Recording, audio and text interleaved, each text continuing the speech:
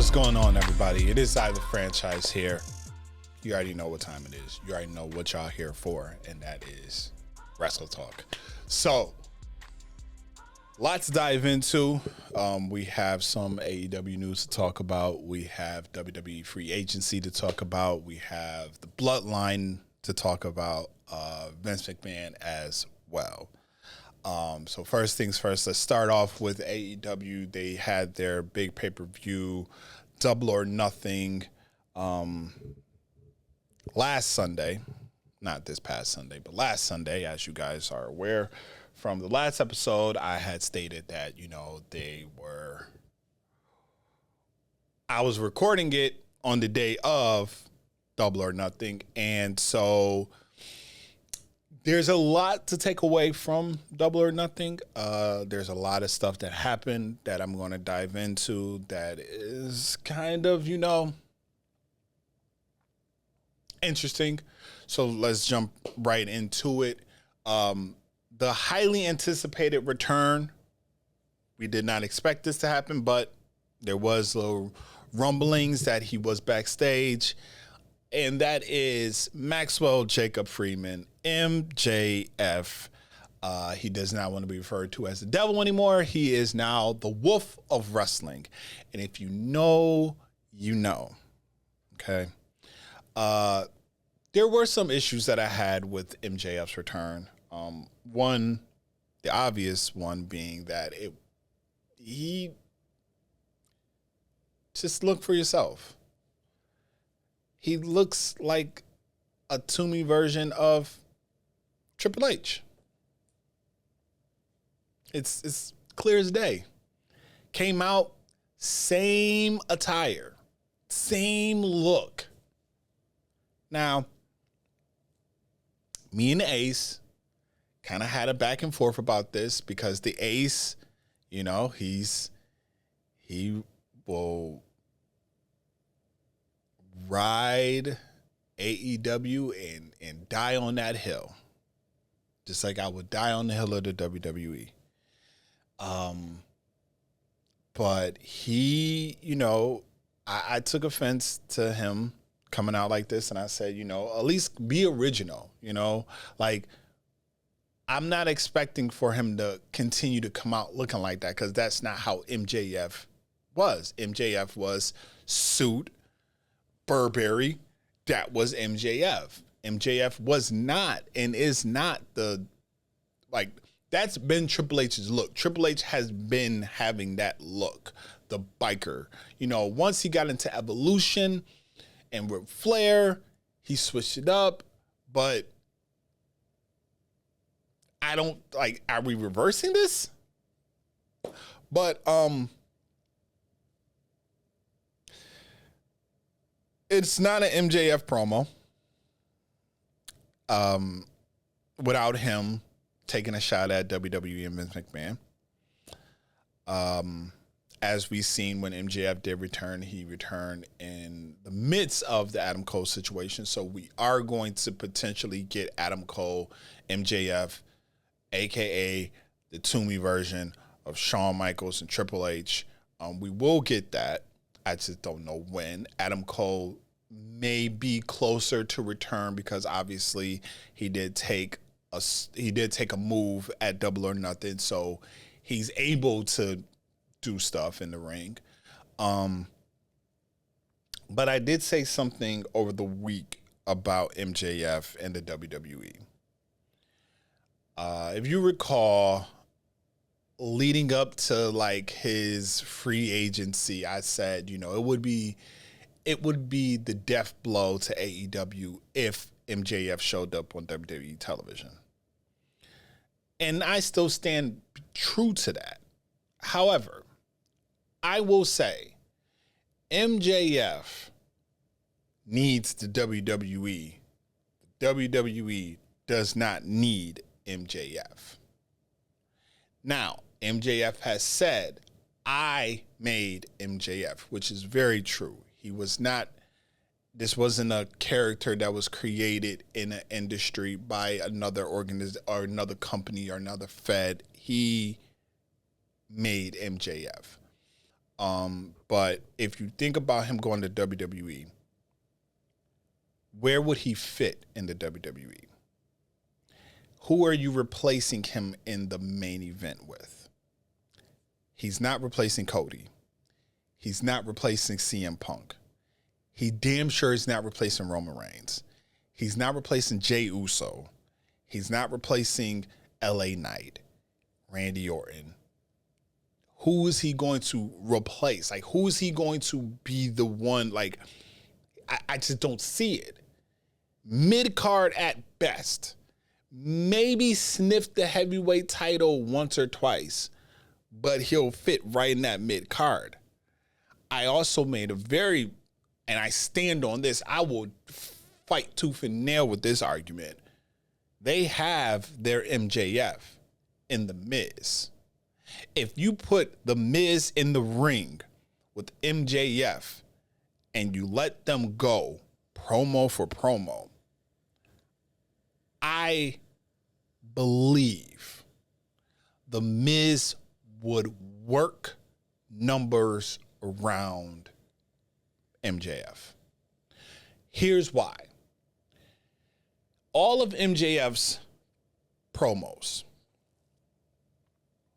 his passionate promos, fuck, shit, motherfucker, and I'm saying it like he says it, fuck, bitch, all of those words are somehow in his promo. So in order for him to be passionate, he has to swear. You don't have to swear to be passionate. The Miz does it all the time. I just got done watching WWE Rivals with The Miz and Daniel Bryan, and they showed the talking smack where The Miz snapped. And that promo that he cut was the most passionate promo The Miz probably has ever cut. And they talked about it. Renee Paquette, formerly known as Renee Young, talked about it. Maurice talked about it on the show, where she was like, yo, I was looking at Mike and Mike was just pacing and he was getting himself hyped up for this. And you seen his eyes, and Renee was even saying, looking at his eyes and seeing his eyes water, I felt uncomfortable because I didn't know what was going to happen next. That was great. The Miz would run circles because The Miz doesn't have to go to the depths of using foul language. He could just cut a promo and just go, and there's no problem. That's why I say that. You know? And I just think that when you look at the two kind of mirror each other, but I always will say that I think The Miz has a little advantage over MJF. I am glad to see MJF back because MJF is needed in AEW. They were not the best with MJF gone. Now that he's back, we'll see what happens. We'll see the resurgence. We'll see if AEW will where are they going to go with this? You know, where is MJF going to go? Because right now it appears as if he is going to be back into this story with Adam Cole, which I can see probably going into, I can't see Forbidden Door. And I don't know what other pay-per-view they have after Forbidden Door other than All In. And that's not until August, right?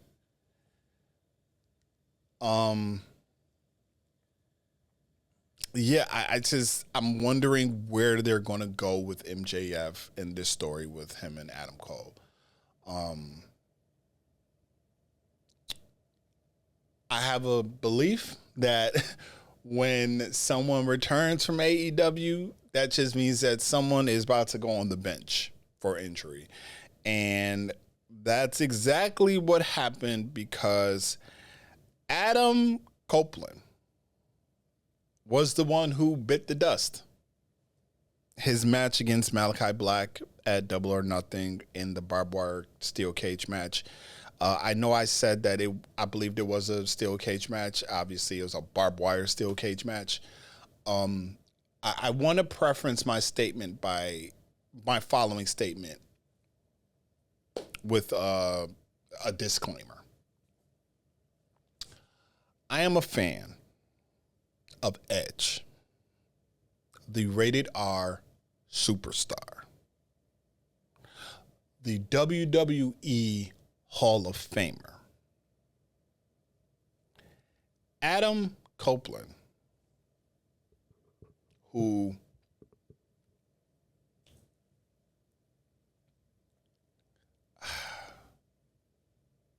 I've said it on numerous occasions here that Adam Copeland in AEW just proves he's WWE made. Like, he can't, and it pains for me to like shit on him, because he's in my top, maybe, I don't want to say top 10 of all time. I'm going to go maybe 15. He's in my top 15. And I'm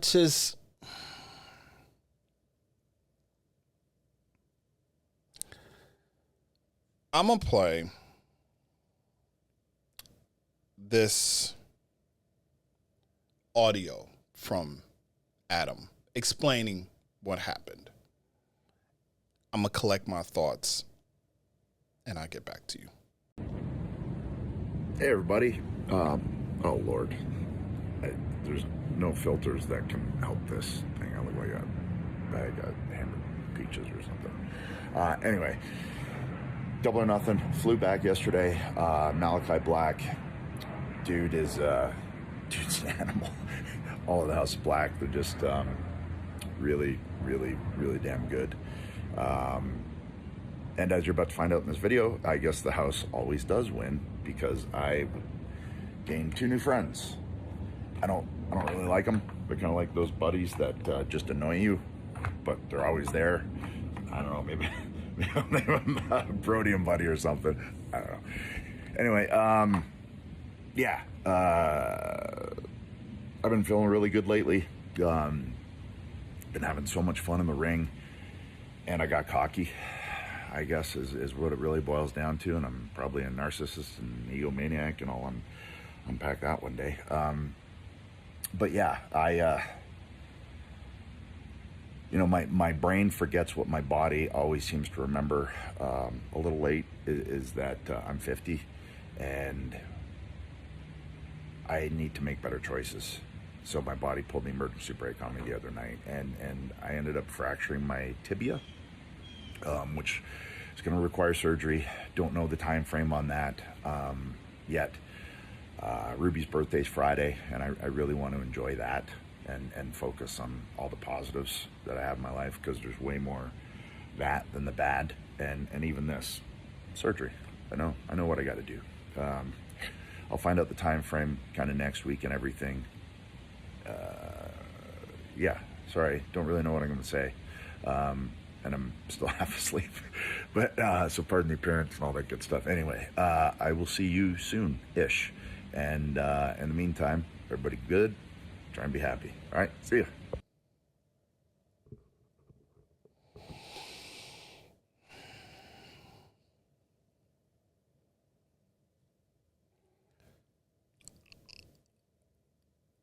Adam Copeland is 50 years old.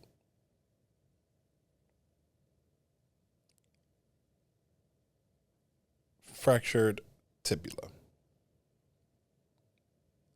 50 years old. Unsure of timetable of recovery, but he's 50 years old.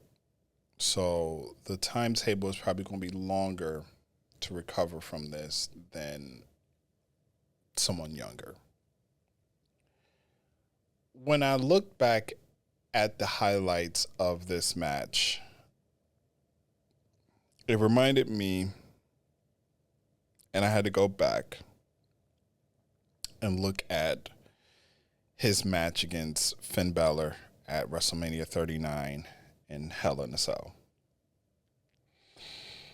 And I do recall hearing that there were certain things that Edge, and when I'm talking about him in WWE, I'm going to refer to him as Edge, that Edge wanted to do that they did not allow him to do. And him in AEW, he has pretty much free reign. Now, I find it to be very ironic that Arn Anderson and Mark Henry have left AEW. And the reason why I bring that up is because the problem that I believe AEW has is AEW, Tony Khan, the producers, the agents, whoever is backstage is allowing the wrestlers to do what they want to do.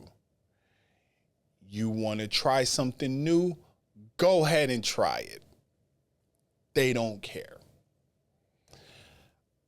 I hear Tony Khan consistently saying that AEW is a safe place. It's a safe workplace. It's not. You can take it how you want to take it. You can interpret him saying it's safe however you want to incorporate it as.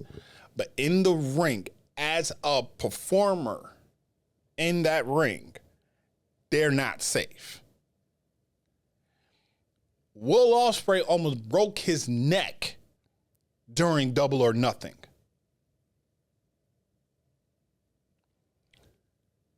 That spot that Adam Copeland did was completely avoidable. Completely avoidable. But he wanted to do something different. He wanted to be, let's do this. And look what it has cost him. I go back and I think of 24 with Edge on the WWE Network. And I go back to when he appeared at SummerSlam in Toronto and he speared Elias.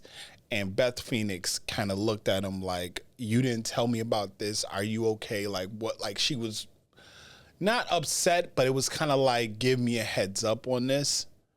I wonder how Beth took that spot.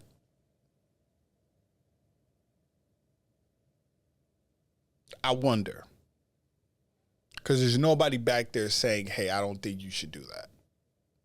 That's just me personally. I don't think there's no one in AEW that is telling them, don't try that. I don't want to ever watch or be on my phone on Twitter or on Instagram and I see RIP a wrestler from AEW because they died in the ring. That's what this is leaning more towards, because they don't have a sense of care. It's reckless. Yes, injuries happen. They're in a profession where you're bound to get injured. But some of these injuries are avoidable. They are. I think back to when CM Punk was in AEW, and CM Punk could have avoided breaking his foot, I believe, by just not jumping into the crowd. He jumped, or I think it was, he jumped in the crowd, messed his foot up a little bit, and then when he went to try to do the buckshot, he landed on his foot wrong. Avoidable stuff. You know, I'm going to get more into like in the whole injuries and avoidability a little bit later when I talk about the free agents.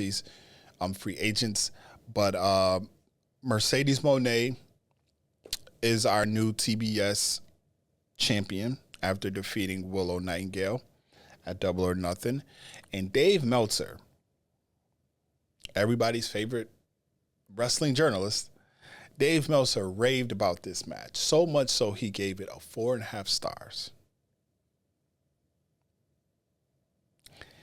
Him giving it a 4.5 stars means that he believes this match is better than the 7 I'm about to name right now. Just to name a few. 7. Macho Man versus Ricky the Dragon Steamboat from WrestleMania 3. Arguably the greatest wrestling match of all time. British Bulldog versus Bret the Hitman Hart from SummerSlam. I believe it was 1993 in Wembley. Bret Hart versus Owen Hart at WrestleMania 10. The greatest, or the match to put the ladder match on the map, also from WrestleMania 10, Shawn Michaels versus Razor Ramon. And what I deem to be the greatest WrestleMania of all time, WrestleMania 17, Stone Cold Steve Austin versus The Rock. WrestleMania 26, The Undertaker versus Shawn Michaels. Followed by WrestleMania 27, The Undertaker versus Triple H. Just to name a few. Just to name a few of the matches that Dave Meltzer says Mercedes Moné versus Willow Nightingale is better than. No. I guarantee you, when you look back at Mercedes Moné's career, both in the WWE and in AEW, this match is not even going to hit her top 10. I guarantee you, it's not going to hit the top 10. Before I close with my AEW rant, Swerve Strickland is still our AEW champion. I don't want to say our AEW champion, but he's still the AEW champion. As you guys know, I was very nervous about him retaining the AEW title, but he has a very interesting opponent coming up at Forbidden Door. It's not somebody that's going through this Forbidden Door. It's someone within the company. It's Will Ospreay. And it is very interesting because the whole theme of Forbidden Door is forbidden. It's a door. It's the cross promotion. Okay. We're seeing this now more with the WWE, well, mainly NXT and TNA. But now we're seeing that the Forbidden Door for AEW does not seem to really be a Forbidden Door anymore. Yes, Mercedes is taking, I forgot who she's taking on, and Moxley, who is the IWGP champion, is taking on, I forgot who he's taking on too, but the world champ for AEW is taking on the international champion in Will Ospreay. So one or two things is going to happen. Will Ospreay is going to lose, and then it makes you think, okay, so where does this go for Will Ospreay? Or he's going to win, and then you're going to look at it and be like, okay, so Swerve just kept the title warm for Will, because I feel like Swerve's title reign, when you look and rank the AEW champions, Swerve's title reign is going to be at the bottom of that list. I don't like that, but I won't be surprised at all. Not really going to get into the other matches for AEW, like the Anarchy and the Arena match, because that just was ridiculous. Let's dive into this free agency, because there's a lot to go into this free agency. A lot of people have their opinion on the WWE's free agents that are either already on the market or will be on the market.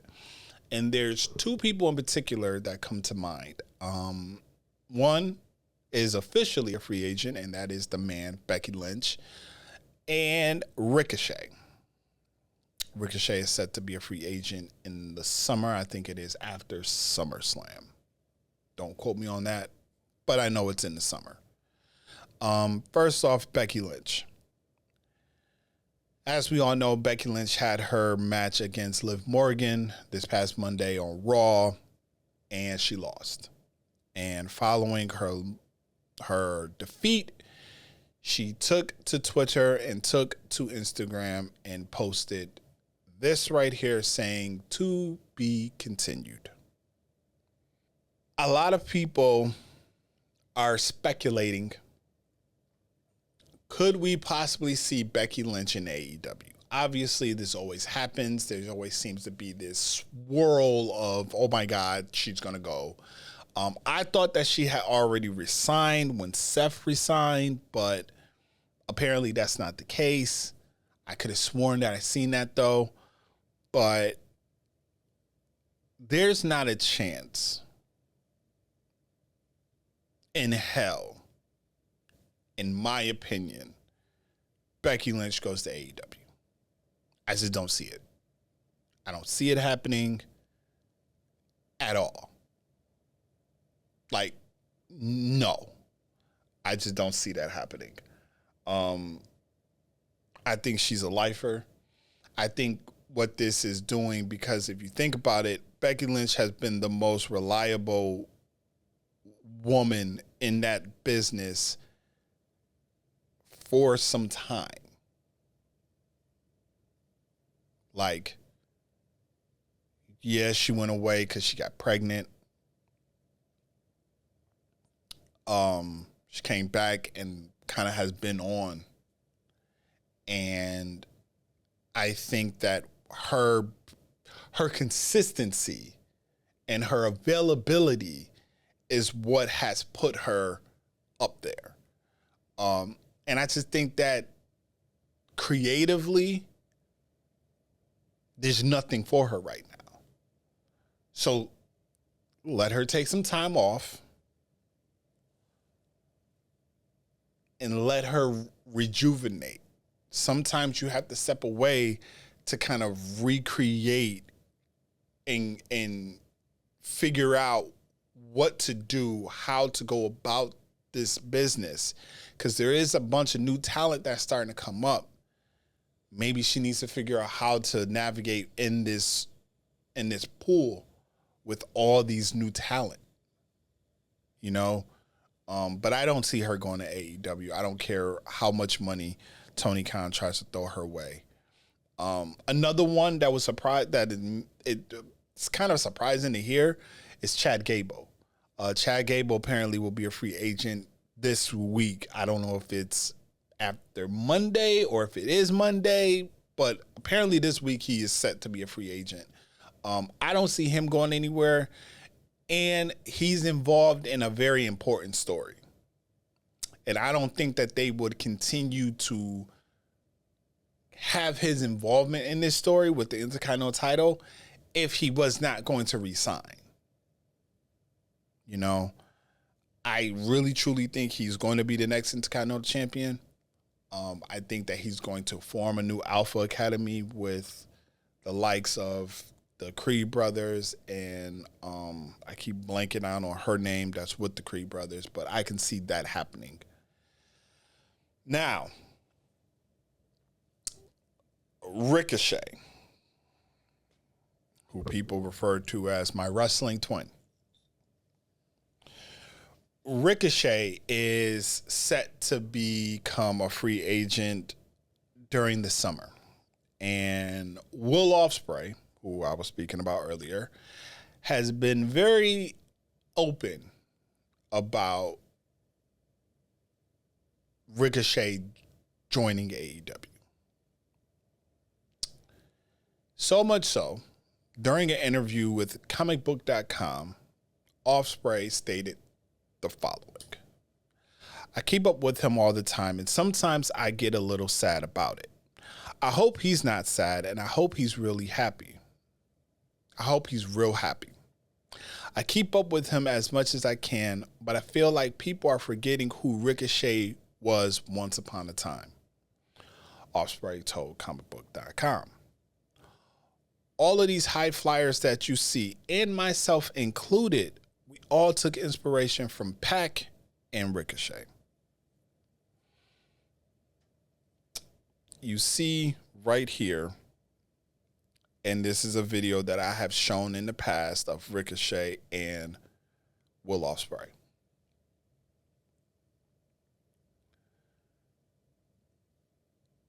I don't think Will Ospreay, or not Will, I don't think Ricochet is going anywhere. I think based off of various interviews that I've heard from him, I think he's comfortable where he is. I think he's content being here. I would love to see a different character in Ricochet. I would love to see Ricochet, you know, as a heel, or just change his attitude, show a little more attitude. You know, it's like I want to see a different side of him. But as I said, I've seen so many interviews of him where I don't think he's going to go that route. You know, it's kind of like when I look at Montez Ford, and I know Montez recently was on a pivot leading up to WrestleMania, and he had said that he's a natural heel. But you're seeing him, and he's not presenting that. And I don't think the WWE would put him in that position. So I've kind of gotten over the thought of him ever being a heel. But I would love to see like a heel version of him or a heel version of Ricochet, you know, because I think right now you have that in a young Carmelo who got owned by LA Knight on SmackDown when they were cutting their promo. But I just think that Ricochet, he has his girl there with him. He's happy. I just don't see him going to AEW. If he does go to AEW, I can see him getting injured really quick based off of the fact that they allow you to do whatever you want to do in AEW as far as taking those risks. And I don't think Samantha, and we've been seeing a lot, and I've been hearing a lot of people speaking negative on Samantha. I don't see her. I don't see her. When you see Samantha react to Ricochet's moves, you can tell that she's like, you can see it. She's quenching in fear. Like she's, oh my God, like no. Can you imagine her being at home watching Dynamite and see Ricochet do a move and he gets hurt? Or if she happens to see on like Collision, because you know they tape Collision and Dynamite the same day, or Rampage, and they show that something happens to Ricochet, can you imagine how she would take that? It's like, you know, you have to realize, do you want longevity Or do you want to be like, I just want to do all these spots and do all these flips and high flying and all this? Like, yes, Ricochet is known for high flying and he's great at it. Ricochet kind of like, I think he's comfortable in WWE. I really don't see him going to AEW. Many people probably want to see that because they probably want to see all the high flying flipping shit that, you know, he's done in the past. But I don't see it. I don't see him wanting to really do that. Not as much. Because I think he's trying to preserve his body. I don't think he wants to end up severely hurt or being like a Darren Drozdov. If y'all remember Droz from the WWE back in the day. You know, like, gotta think about that.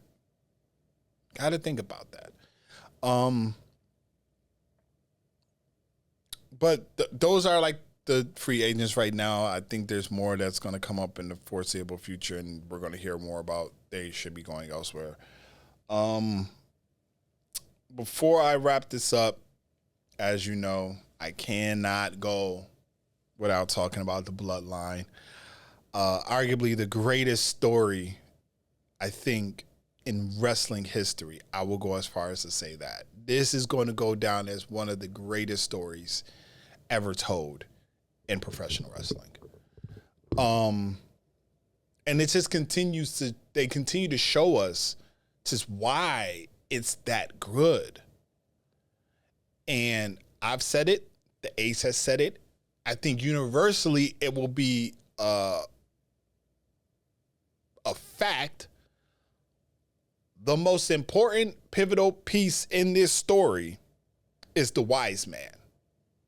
It is Paul Heyman, the Hall of Fame Paul Heyman.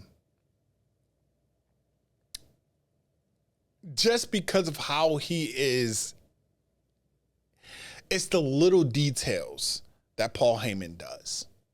You know, when he came out, when Kevin Owens was out there, and the crowd was chanting for Roman, and Paul sat there. Paul had that look on his face, and you could see the pain. You could see the sadness in his eyes, and his eyes started to water up. And he goes, there's no one else. There's no one in this arena who wants Roman Reigns more than I do.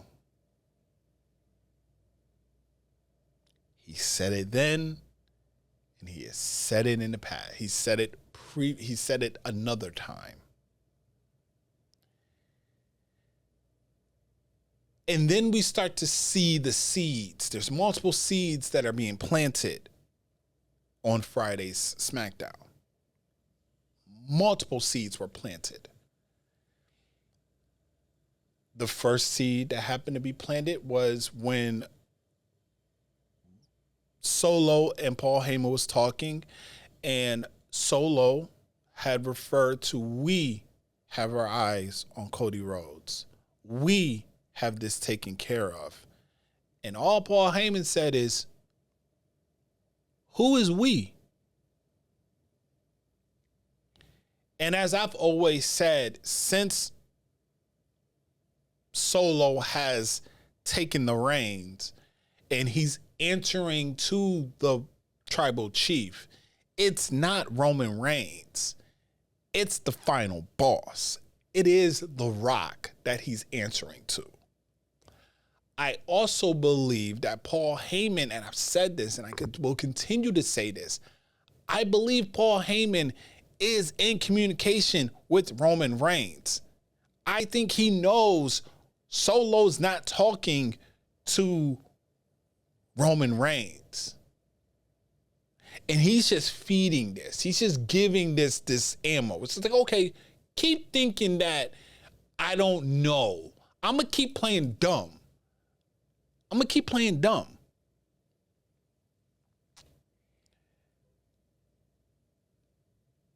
seeds are being planted for Roman Reigns to come back as a monster babyface.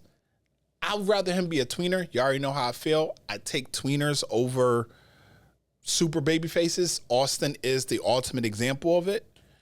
I see that happening. Kevin Owens even teased Roman Reigns as being a babyface, saying, I respect Roman and the Usos. I don't respect Solo, Tama Tonga, and Tonga Loa. I don't respect them three. I respect the original Bloodline. I don't respect them. Now, if Roman does come back, which we all know is going to happen, how exactly would we see Roman Reigns come back? How would if we had the pencil, how indeed would we bring back our tribal chief? Well, here's how I would do it. I will bring back Roman Reigns as follows. As we all know,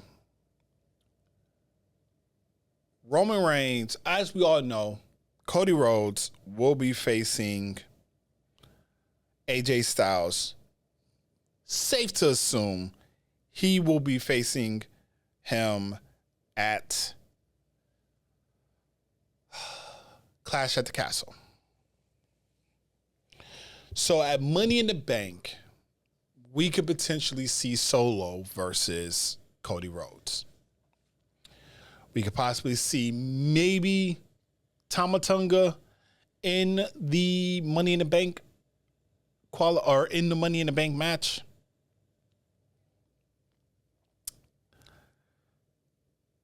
I see Cody, Solo, Money in the Bank.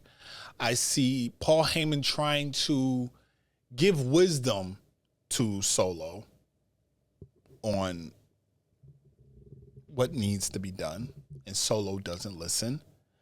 And Solo then, when Solo loses, Solo tries to take his anger out on Paul.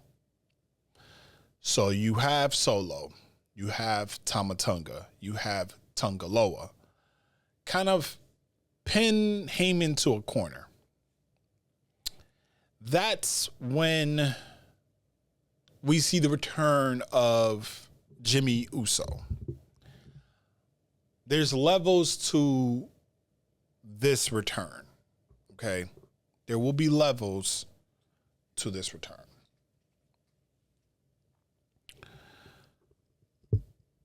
I think leading up to this, we will see encounters between Jay and the new Bloodline. I do. Maybe at Money in the Bank, but you're going to see it. Then what you're going to do is you're going to see Jimmy return. And when Jimmy returns, he's going to try to stop this from happening. They're going to then attack Jimmy. This brings Jey Uso out. And then we get the return. The head of the table. The needle mover. God mode himself. Our tribal chief. The greatest of this generation. Roman Reigns returns to arguably the loudest pop in 2024. Probably will go down as one of the biggest returns. And we get the Bloodline versus the Bloodline. Now, Jacob Fatu is rumored to be coming to the WWE real soon. So now you're going to have 4 members of this newfound Bloodline, with The Rock being the 5th one, against Jimmy, Jay, Roman. If we do this in the War Games, who will be the other 2? You have the Honorary Uce. You have Sami Zayn. then you insert Kevin Owens. Because I think something's going to happen to Kevin Owens that's going to cause Sami Zayn to get involved. And you have that. Roman Reigns coming back is going to be the biggest return in this year.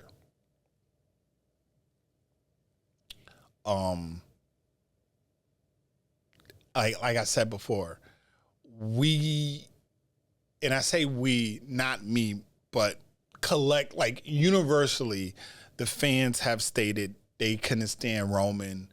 We get rid of him now that he's been gone, and he's only been gone for